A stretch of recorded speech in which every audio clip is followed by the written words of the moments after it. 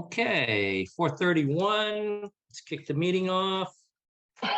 This is a meeting of the Fire Station Building Committee on August 11th, 2022 at 4:30 on the Zoom platform, City Zoom platform for the city. The chair statement is this meeting is being recorded. If any other persons present are doing so, you must notify the chair at this time. Anybody else? It's not. Okay. Dawn was on mute. I assume she's recording it. Yeah, she just said for attendance. Pat says yes. Who's that, Dawn? Yeah, Dawn is putting it in the chat. Oh, Butch, okay. Butch, Chair. Butch. Yes. Bob Strahan just called. He will not be at the meeting. He is quote unquote on the job. Yeah, no, he called me. He's over on Union Street on an issue. That is correct. Let's see, I got 10,000 papers here. I just gotta find them. Go. Attendance. David Singer. Present. Butch Hawkins is present. Mayor. I am present. Present. Chief is not. Liz Gilman. Here. Present. Carol Collins. Here. Present. David Mascaratello. Steve Draculich. Here. Thank you. Jean Wall. Here. Thank you. Amy McMahon. Jen Stronstam. Present. Present. Jim Nguyen. Jim, no. Nope. We have a quorum. Very good. Let's move forward. Okay, the first item on the agenda is approved prior minute meetings for July 14th, 2022. I believe they were emailed by Peter out to everybody. I'll make a motion. Okay, David. Is there a second? No second? No second. I'm a second. Okay, Mayor. Leap at the wheel here. Yeah. Okay, any further discussion on the minutes? Everybody like them? Okay. All those in favor, David Singer? I abstain. I wasn't at the meeting. Very good. Abstain. Butch Hawkins, yes. Mayor? Yes. Yes. Chief's not here. Liz? Yeah. Yes. Carol? Yes. Yes. David? Oh, he's not here. Steve? Absent. Wasn't there. Wasn't there. Jean? Yes. Yes. Amy? Not here. Jen? Yes. Yes. Jim Nguyen? Okay. Minutes passed. Next item on the agenda is the budget updates. One of the things I want to do first is Neil sent out a invoice for payment and he asked that the committee vote on it. And so I just would like to, and I sent it out to everybody, but I know I just sent it out either this morning or yesterday. And so it involves payment of Pacheco Ross for $131,902 and for the modular for $22,599.00 for a total of $154,501. And the supporting documents I also sent out with those. So moved. Is there a second? Second. Mayor, thank you. Is there any further discussion on the payment?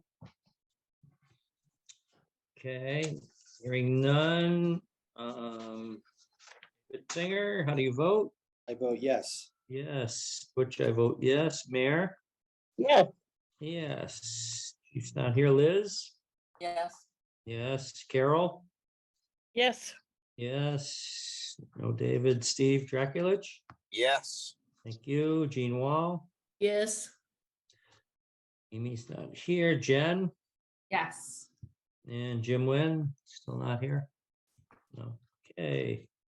That piece passes. All right. In addition. Oh, Jim's here. Hi, Jim. How do you vote on that? Yeah, you're pretty broken up, Jim.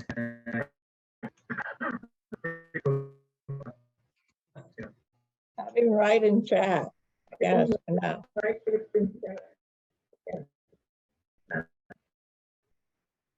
Yes, Jim? Yeah. Okay, I can hear you. All right, thanks. That's it. All right, and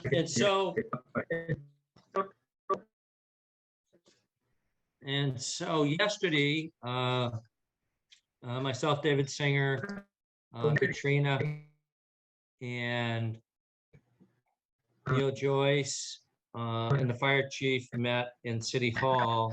And Laura. And Laura. And Laura. And Laura, for sure. Give it first. Don't want to forget anybody. Met in City Hall to go over the opening of the sub bids, and it turned out to be a very good process. So, I apologize. I mean, it only happened yesterday. We got the information late today. I sent the information out to you folks, so I know you just got it. So, what you did get is a picture of the budget currently. You got unofficial bid results because they need a little time to go through them. And you've got a copy of the different sub bidders, EI, like masonry and waterproofing, roofing, et cetera, et cetera. So I just want to kind of turn it over to Neil Joyce to explain, and we feel very good about the numbers, at least the preliminary numbers. I mean, the GC numbers are going to come in 2 weeks from now on the 24th, and then we'll really know where we're at. But we felt really, really good about the numbers yesterday. I was really personally kind of concerned given the atmosphere out there. But I just want to turn it over to Neil to give us an explanation of the budget, the sub bid process, and sort of how things went. Thanks, Butch. Have you enabled my ability to share screen? If not, I'll just speak to it. Everybody should have it in their emails, and I'll refer to the documents as I go through. Sure. Butch, right in the middle is a bright green thing that says share screen. You might, if you're the host, you'll probably have the ability to unable it. Yeah, it's just, I got whiteboard, I've got iPhone, iPad, and I have you. I don't have Neil to share, so I'm not sure. You're not on you're on a computer, right, Neil? Yeah, I'm on my laptop. Yeah. Can so you enable David to share his screen? I don't see David here. And if I hit share, it turns into my screen. Right. I have a green button, which means that it's enabled for everybody probably. So No, go ahead. Try it then, Jen. No, the green button says host disabled participant screen sharing. And That's correct. Yeah, and I tried to hit. Caitlin, are you able to enable screen sharing? Let me see what. You're not. You talking to me? I don't have Yeah, the, he can't do I'm it. trying to He get doesn't- the He product. doesn't see the people on there. I have a bright green screen share screen. I will admit to that, but that's about as far as I know what to do next. So Well, click Yeah. it. What does it correct. say? That it doesn't let you do it. Yeah, it shares his screen is what So it's Butch- doing. so Butch is trying to share. Butch, He's if the you only go- one who can see, but all it says is, Butch, Yeah, click I on don't- participants. Click on participants down at the bottom. you talking to me? Let me get out of Open up a that. window and then find whoever you want to give and then click on their more thing. You should be able to enable them as a co-host. Yeah, that's Paul Oh, yeah. Griffin, Neil? Yes. Yeah, Paul Griffin, okay, Yeah. You Find can see him. it, only Butch can because he's the host. let me see. I clicked on Paul Griffin. Click on the more thing next to Paul. On Griffin. the dot It's over three on the little right. dots. Yeah. Right click on the three little dots. Does that say enable as host or something like that? Let me right click it and see what it says. Invite, mute. even see Neil. Everyone. Griffin, geez, it doesn't, let's see, it's chat, pin, blah, blah, blah, blah, make host, rename. Make host. assign. Make Yes, host, make that's it. host. Make host, we like that, all right, yes. How'd that All work? right. Hey. Paul Griffin is the host It only- now. it only took 12 of us, not bad. Probably 200 years of education. All right. Everybody see the budget? Hey. Hooray! So the budget update, hopefully that everybody can see in front of you now, is reflective of the project status as we currently stand, and includes the payment that was approved at the start of this meeting. The expenses incurred largely to date are largely progress payments to CMS, to the architect, and lease payments to the modular buildings associated with the temporary fire station. So of our total $18 million budget, we've spent roughly 3.56 million to date. We have 14 million remaining to spend. I'd be happy to take any questions. This is the same information you've seen month over month, just updated to current figures. I have a question. Go ahead, Yeah. David. So with all our soft cost expenses, are we within the budget timeline, or are we moving faster in those expenditures than the budget would have anticipated? No, both our fee for design phase services as well as the architect's fees for design phase services were based on a fixed fee, a lump sum. So when the project is out and it's bid and the construction documents are done, we'll get all of the final invoices for those phases of work. Those are not really time dependent. Based on where we are time-wise relative to the end of the temporary fire station lease, we will be extending the term of that lease likely anywhere 4 to 6 months to accommodate the completion of the fire station. So that budget will change. Yes. Is it worthwhile to change that budget now so that we can see how that will impact other expenses, or you want to leave it the same? The monthly expenses at the temporary fire station are roughly 40,000 a month. So it'll be pretty close to 250,000 if we went the full 6 months after the intended lease. I believe the lease expires in July of next year, and we're currently forecasting a move-in sometime in late fall, November, December timeframe. I understand. Okay, so I won't belabor it, but maybe when the bids come in and we have the final numbers, maybe that number can be changed to reflect what we anticipate, so we know where we really are at budget-wise. Sure, Thank you. we can make that adjustment.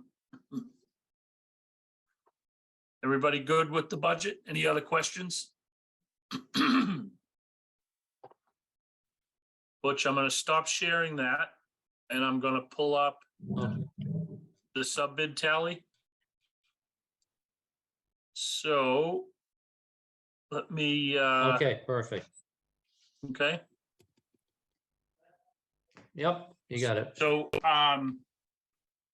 if you will recall, we went through a pre-qualification process for all of the subcontractors. We invited them for bids in July, and those bids for the various subtrade categories were due to us yesterday at 1 p.m. So we received those bids. We had a very high percentage turnout for those that were pre-qualified. There were maybe 10 bidders in total that did not submit bids. There was one who submitted a bid, but it was delivered late to City Hall, so we could not accept it.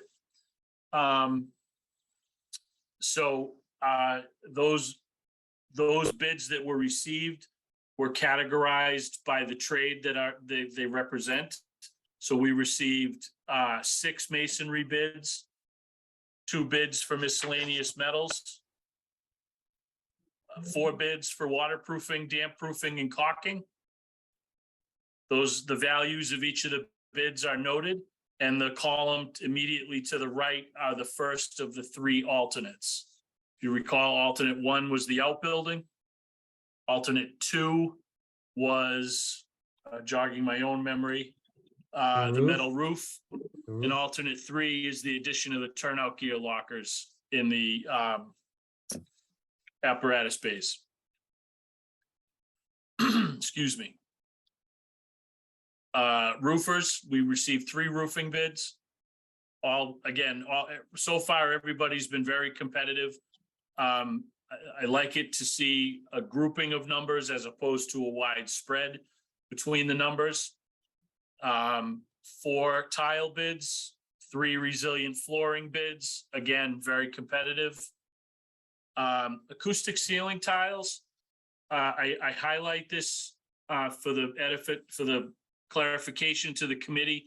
There's a very large spread between these 2 numbers. I cannot honestly say which is right and which is wrong. I am hoping that Professional Drywall is very comfortable with their number. I'm not sure what plans that Rocky's Acoustics bid. So we're looking very closely at that category of work. Again, 5 painting bids, all very competitive. We received 3 sprinkler bids.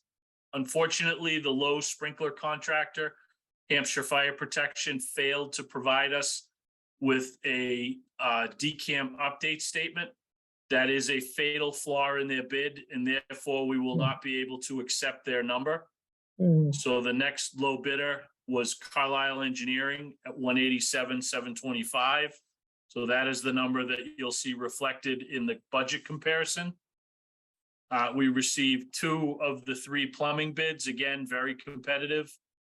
We received 3 HVAC bids. Again, I call this one to the committee's attention. The spread is fairly significant. So I am optimistic that Adams Plumbing and Heating will honor their bid. And then lastly, we got 4 electrical bids. Again, very competitive, very closely bid. All in all, very happy with the results and the turnout.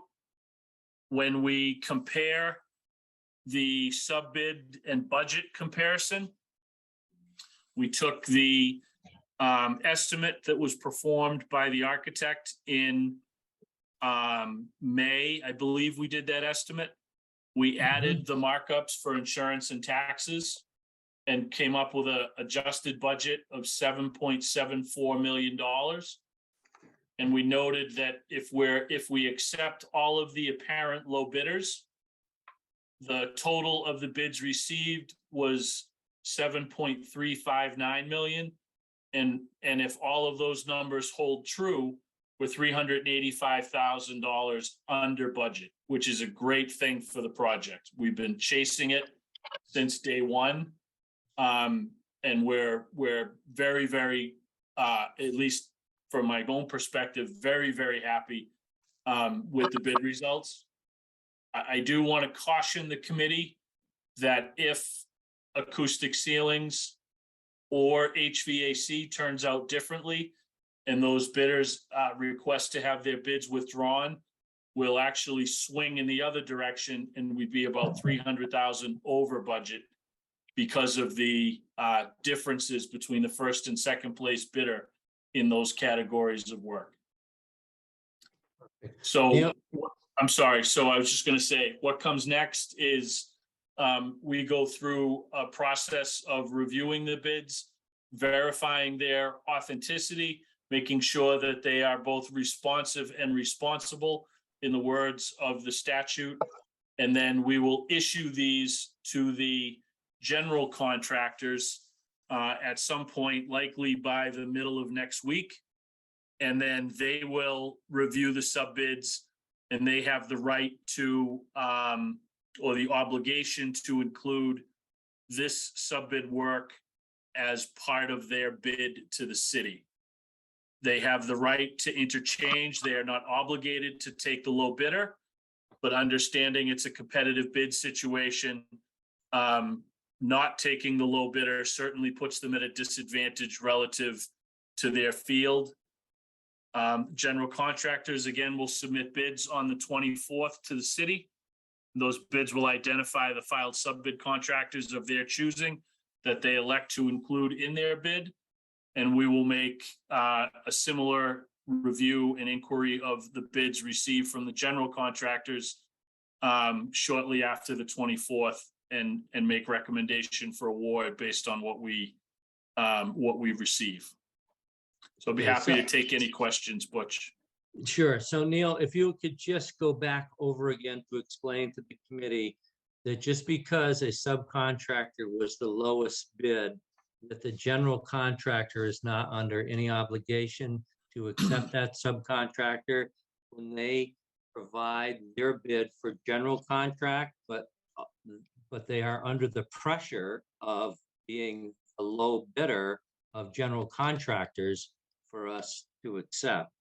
Maybe just explain, I mean, it is a little bit of a complicated quirk in the process, because when you're thinking of the lowest bidder, then that's the one we've got to take, but the general contractor does not have to take the lowest bidder of the pre-qualified bidder that has bid for their piece of work.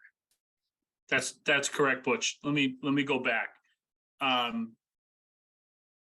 Let's just say that there are bidders out there, and this is not meant to be disparaging of any contractor, but let's just say hypothetically that Energy Electric was the low electrician. Energy Electric has the right under Mass General Law to exclude any general contractor of their choosing from carrying their price. In other words, if they have a strained relationship with ABC Builders and ABC Builders happens to be working and bidding on this project, Energy Electric can exclude them from carrying their number.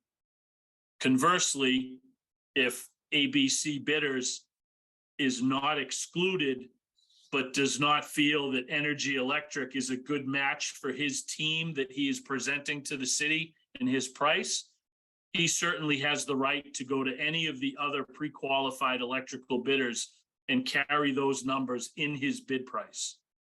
Whether he is able to be competitive with those higher sub bids is really a function of his own mathematics and where the rest of the money is in his bid. But he is not obligated to carry the low bidder. Ultimately, this makes up about $7.5 million worth of the $12.1 million, which is our total project budget. And we will be evaluating each of the general contractors against the total $12 million budget that we have available to us. Does that make sense, Butch? Yes, to me it does.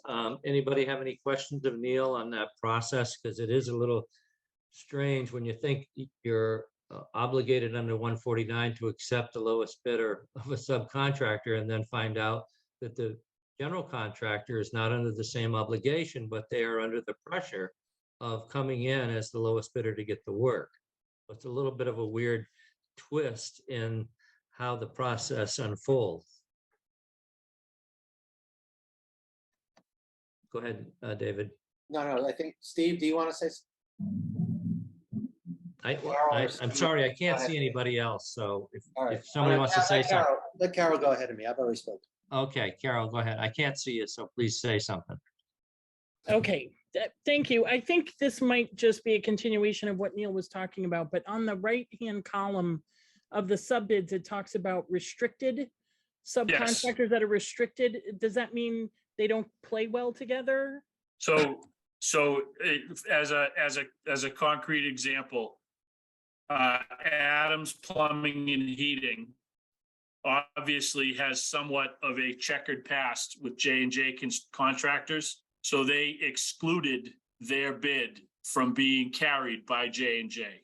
If J&J was bidding this project, they would be obligated to take the next lowest mechanical bidder or another pre-qualified bidder.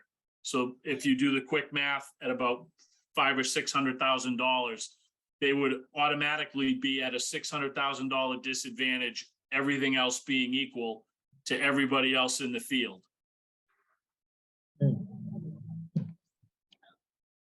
Okay. Yeah, it is a little complicated how it ebbs and flows between each contractor and subcontractor here. So ultimately, we just want to come in at our budget figure, but trying to understand how we get there, you know, is somewhat of a learning process for me, especially. Any other questions? And I can't see anybody, so please say something. David. I think David Go has a ahead, David. question. Neil, can you put back the comparative bids that you had before? Thank you. I guess the first thing I want to say is for the people in the public that are listening, based on what we just talked about, no one should feel that we should feel a general sense of security that the bids came in relatively close to our budgeted amount rather than us, you know, $1 million or more over. I think that's a good thing. But where we end up may not be $400,000 below budget. It could be over budget, as Neil was saying, based on how next the general contractor wants to organize this. So it's premature for us to feel beyond a general excitement. Feeling specifically excited would be premature in my opinion. Secondly, Neil, this is just a question for my own edification. Under the acoustics tiles, where the budgeting was for $76,000 and it's at $232,000, is that? That's correct. Can you explain what the difference might be? And yeah, just it runs the same way in the other direction with Greenfield Glass. Yep. We anticipated $251,000, so 34,000 bid. Don't those? So I think I think David, what this is this is a little bit of when the estimate was prepared in May. Their assumption may not have exactly lined up with the way the job was specified when it went out the door and been made public. So you feel? I believe that it's very likely that the entire window scope was carried under the budget, and yet only the interior glass and glazing is reflected in their bid price. So it's not an exact science. Like I said, this is based on 50% of what we know right now. Similarly with the acoustic ceilings, I think the original acoustic ceiling budget was only for the actual white ceiling tiles that you think of when you hear acoustic ceiling tiles. Yet in actuality, the bid includes some architectural wood panels that are manufactured as lay-in ceiling panels. And that may have skewed that number higher. So okay. I think it's just a little bit of a discrepancy on how the estimator saw it and how ultimately the work was specified. Okay, and that's an excellent explanation. I guess I want to, and I'm not saying this in any other way except that I think we all just feel this way. I want to make sure that all these bids are able to comply with the specifications, even though the numbers are all over the place. You're used to this system. You're used to numbers being all over the place, but we want to make sure we don't get somebody in here that can't really perform because they've, you know, they've tried is- to get our attention, but they actually can't perform. So I'm hoping To that point, David, it is far better, although it will be bitter if we have to spend more upfront. It is far better to work out those discrepancies now than Right. to try to do it while you're building a project, for That's sure. That's exactly what I'm saying. Thank you. Yep. Okay, that's just so everybody can hear that and we can all be thinking about that, because that's the reality of these bids, not, the numbers are one thing, but we got to get the fire station built properly. So that's Correct. number one on my list. So thank you. Right, right. Any other questions, please say something because I can't see you all. Any other questions on the budget as presented? If you're good, Butch, I'll stop sharing and that should Yeah, give you okay. more screen to look at. Yep, okay, Okay. yep, perfect. And if anybody has any questions, they can reach out to me by email. I think everybody should have my email by now, but just if something comes up and you're looking for some more clarification, feel free to drop me an email. I'll get back to you. Okay. Anybody else with the budget update? We're good? Perfect. All right. Next item on the agenda is the grant update. I know the mayor's got a couple of things to share with us. Well, yes and no. Yeah, no, I know. I'm taking note of the fact no one from Pacheco Ross is here, right, today? Yeah, they are. They They're are? on the line. Katrina and Adam. Yes. Yeah, Oh, they're- okay, good. Well, oh, there it is. I'm sorry, I just didn't go all the way over.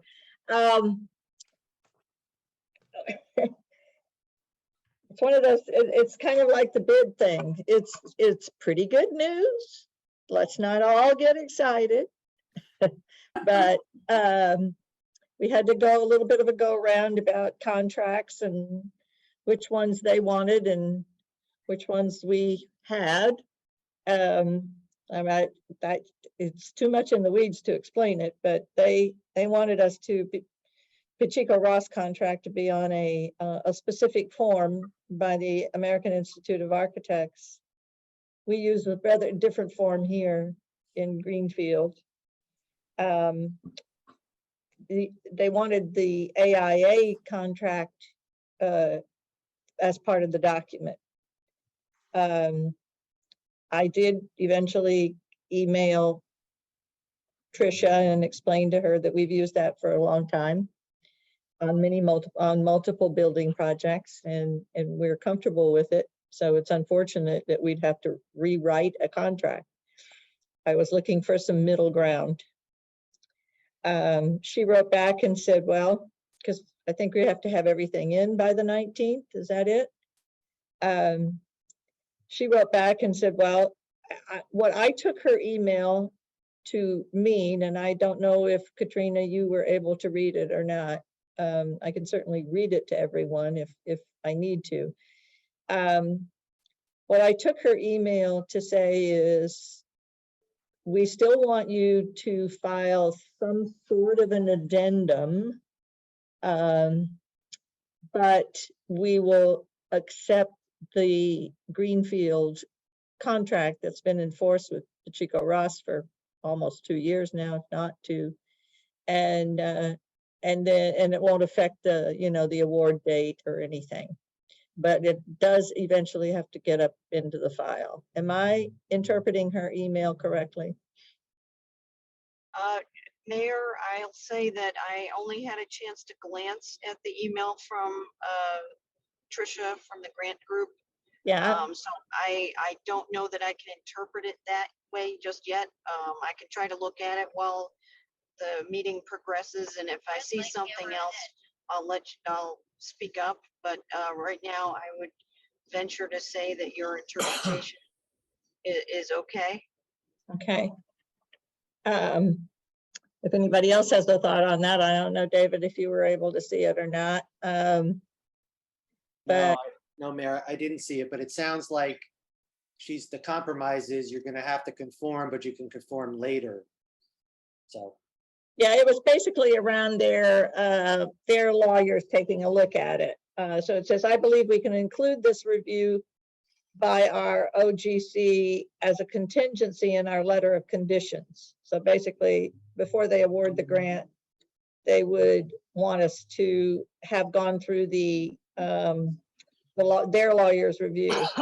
Therefore, it should not prevent us from obligating funds for your project by our deadline of August 19th. We would just need to obtain approval or need to create an addenda to satisfy agency requirements prior to disbursement of any grant funds. So I don't know, and this is more my question maybe for you, Katrina, if what exactly they're talking about in terms of an addenda, because I did see some back and forth between Dennis and Tricia yesterday that implied that there is a special addenda out there that they would accept. So I don't know, I guess I need a little more clarity on that. And then who would execute that addenda? Would it be Pacheco Ross or would it be us? I mean, obviously, I think I would have to assign an addenda for sure, as would you, so. Thanks. Right, I believe from what you just read, Mayor, that is accurate, that that the process would allow us, as Pacheco Ross, to create an addendum to the contract with the city that would be acceptable as whatever proof that they're looking for support of the grant, and that would just have to occur before the monies are dispersed. Yeah, okay, good to know. I will reach out back, I will go get back to her then and I can further inquire as to whether there's a specific way she wants, a form for that addenda or a template that they want us to use. So that's what I'll do, and we'll see how far we get with that. And otherwise we can put our heads together and come up with something. So that's Okay. my grant news. The other grant piece that I have, again, is kind of one of those good news, bad news things.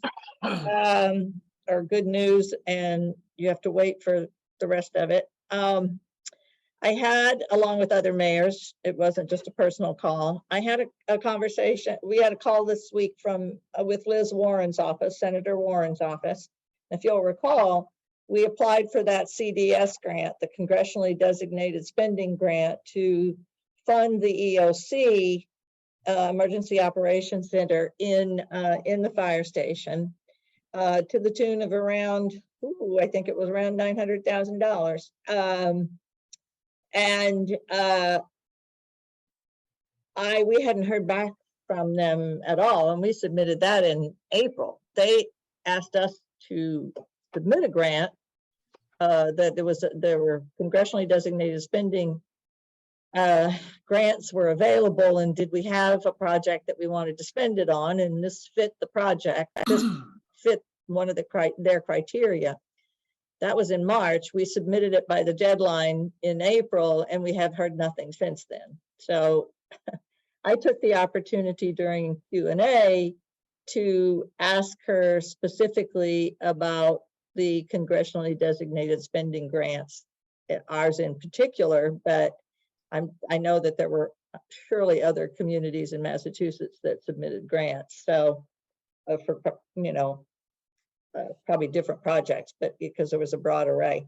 But anyway, her answer was, she kind of I think I know the answer to that. But anyway, she turned it over to her main aide, Bruno Freitas, and he said basically that the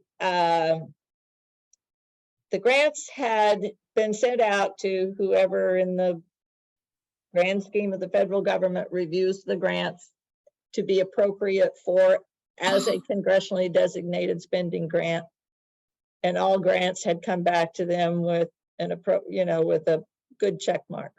That's the way I understood it. I will get further clarification from him if I can, but I haven't done that yet. This call was just yesterday, but then she gave the other piece of the news, which is really the congressionally designated spending grants are earmark grants, and they will be contingent upon the budget being passed by the entire Congress.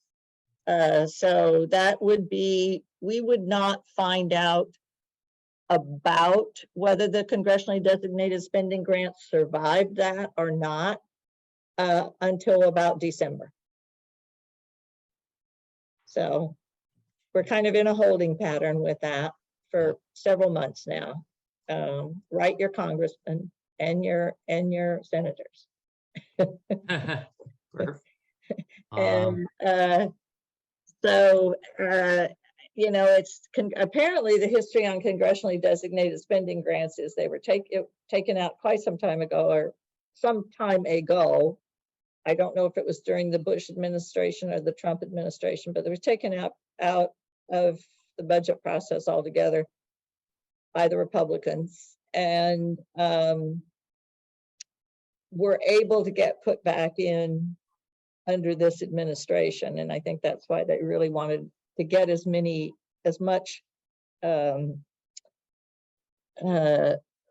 traction as they could from communities. So to show that, yes, there are communities out there that are going to need and want these grants. And that's why she was pushing them. So now we have our fingers crossed that they will survive this budget cycle.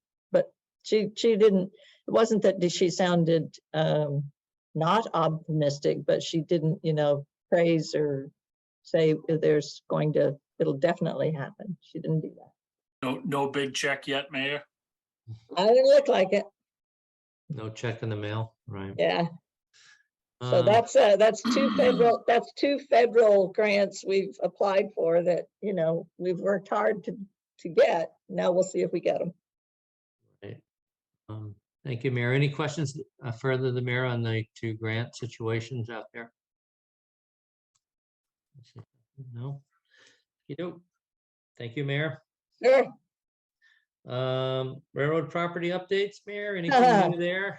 I just checked and we are in the same status that we were in, I don't know, the hour after I filled out their portal, which was several weeks, well, at least 2 weeks, maybe 3 weeks ago. There's a date on it. I just don't remember what it was. It was in July. And that is quality assurance review. So I don't remember which one of you has a contact at CSX. I think it's in the minutes, actually. Katrina had a contact that she referred to us, I think. Yeah, somebody did. And if you can contact that contact and say, I think they're the ones that said we had to go through the portal, et cetera, et cetera. The portal is a black hole. I honestly do not think we will get any response from them. Right. So I don't know what we do about that.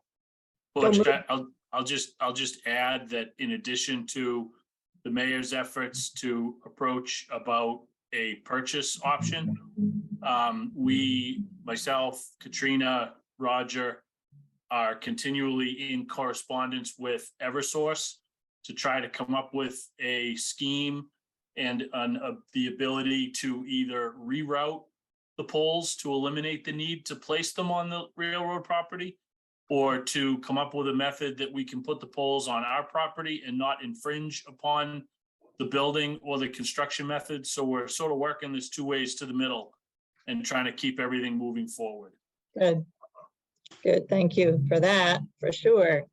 So yeah,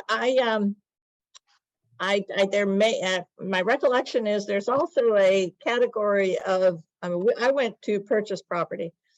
There is a category for lease property, so I guess I could go fill that one out too, you know. See which who way we go. responds. Yeah. So that was a little bit of a dovetail between the railroad property updates and the power line pole relocation updates. So Yeah. anybody have a question of the mayor or Neil on either one of those? Sure, David. Mayor, I mean, I could easily have spoken to you this privately, but maybe you can ask them for a license, maybe just for permission, just bare permission to use their land. Well, there's several things you can ask for. You have to go through the portal. There's a list of things you can ask for. I will double check and see if license is one of them. Yeah, because then you're just asking for permission to use their land. There's really not giving up very much. It's not permanent, it's revocable. Of course, you don't want them to revoke it, but they'd have no reason to revoke it. So Yeah, anyway, thank you for listening. sure. Anybody else? Hearing none. Okay. Neil, just a review of the sub bid process, what we went through yesterday, and we had great participation. A lot of folks came into City Hall, sat and waited as you opened, you and Katrina and Yep. Laura went through the process of opening them all and categorizing them, and some left early, some didn't. Yeah, so it is a bit of an administrative process. Like I said, bids were all delivered to City Hall. We categorized them by trade category, opened all of the envelopes in each of the trade categories progressively from Division 4 masonry all the way up through Division 26 electrical. There are other subcontractors that are not included. They are part of the GC's work, and those will come in on the 24th with the general bids. I just for clarification to the committee, we do not make awards to the subcontractors.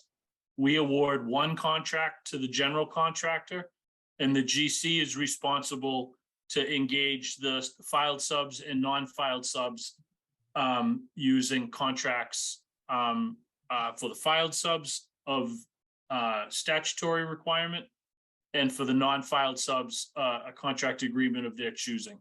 So we only execute one contract, and that's with the low apparent bidder under the general construction. Explain unfiled subs. I'm not sure I understand that. So the statute requires that there are 16 categories of work that are identified in Mass General Law that are required to be filed subcontract bidders.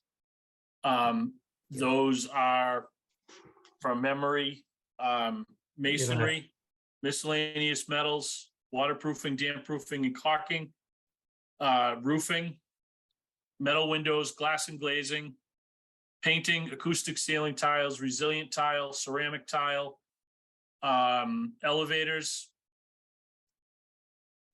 fire protection, plumbing, HVAC, and electric. Right? So those are 16 categories of work that are defined by the statute to be what we call filed subbids. So that was the process that we just went through yesterday. We received bids from all of the categories of work that applied of those 16 to the work of the fire station project. There are numerous other subcontractors, anything from site work to concrete to drywall to window shades and window treatments, epoxy flooring. A lot of that work is not covered under the various filed subbid sections. So the general contractors will be soliciting pricing from contractors in all of those other categories. They'll be gathering all of the non-filed bids, all of the filed subcontractor bids, and then assembling them together for a full and comprehensive package and submitting that price to the city on the 24th. Thank you. Helped a lot. Anybody have any questions of Neil on that process? Something. No? Okay, thank you, Neil. Temporary fire station. Is there anybody here for any updates on that? Probably not, because they're all working. Yay. New business, anything Probably new? nobody over there either. No, they're all out. They're all over on Union Street. Yeah. Any new business? No. Next meeting, when should we have the next meeting? The general contractor bids come in on the 24th.